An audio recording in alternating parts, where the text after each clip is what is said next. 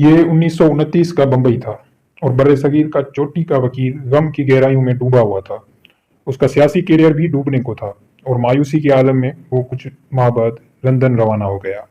یہ وکیل قائد اعظم محمد علی جناح تھے۔ ان کی اہلیہ رتن بائی یا رتی نیند کی مٹھی بھر گولیاں کھانے کے بعد ایک ہوٹل کے کمرے میں مردہ حالت میں پائی گئی تھی۔ اس کی موت کی وجہ آج تک واضح نہیں ہو سکی۔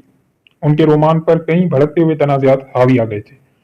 اپنے آخری خطوط میں سے ایک میں انہوں نے قائد اعظم کو لکھا کہ میرے محبوب، کوشش کریں کہ مجھے ایک ایسے پھول کے طور پر یاد رکھیں جسے آپ نے چنا، نہ کہ کسی ایسے پھول کے طور پر کہ جسے آپ نے روندا۔ قائد اعظم خود میں محدود رہنے والے اور خاموشی پسند انسان کے طور پر جانے جاتے تھے۔ کہتے ہیں کہ انہیں عوام میں صرف 2 مرتبہ روتا ہوا دیکھا گیا تھا، پہلی بار 1929 میں رتی کے جنازے اور دوسری مرتبہ 1947 میں جب وہ آخری مرتبہ رتی کی قبر پر گئے تھے۔ ایم سی چھانگڑا رتی جناح کے جنازے کے بارے میں لکھتے ہیں کہ یہ واحد موقع تھا جب میں نے جناح کو انسانی کمزوری کا اظہار کرتے ہوئے دیکھا۔ یہ حقیقت سب کو نہیں معلوم کہ لندن میں مقیم ایک نوجوان طالب علم کی حیثیت سے ان کی خواہش تھی کہ وہ دی گلوب میں رومیو کا کردار ادا کریں۔ حالات اور زمانے کا ستم دیکھیں کہ پریوں کی کہانی کی طرح شروع ہونے والی داستان محبت کا انجام ایسے المیے پر ہوا جو شیکسپیئر کے کسی بھی ڈرامے کا مقابلہ کر سکتا ہے۔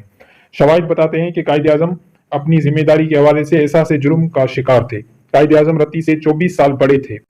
رتی کے والد پارسی تھے جن سے قائد اعظم کی دوستی رتی کی پیدائش سے بھی قبل ہو گئی تھی۔ رتی قائد اعظم کو جے پکارتی تھی اور چھٹیوں میں ان کے ساتھ دنیا بھر میں گھومتی، اپنے بنگلے میں بڑی دعوتوں کا اہتمام کرتی اور قائد اعظم کی شخصیت کے مخصوص انداز میں بھی ان کا بہت ہاتھ تھا۔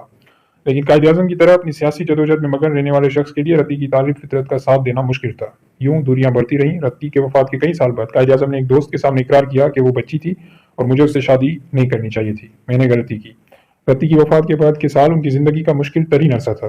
وہ ہندوستانی سیاست کو چھوڑ کر وکالت کی غرض سے لندن چلے گئے۔ قائد اعظم کے ڈرائیور کا کہنا تھا کہ اپنی اہلیہ کی وفات کے 12 سال بعد تک بھی بعض اوقات وہ رات کے کسی پہر اٹھ جاتے اور لکڑی کا ایک بڑا صندوق کھولنے کا حکم دیتے جس میں ان کی اہلیہ کی چیزیں رکھی ہوتی۔ وہ خاموشی سے ان چیزوں کو دیکھتے رہتے یہاں تک کہ ان کی آنکھوں میں نمی آ جاتی۔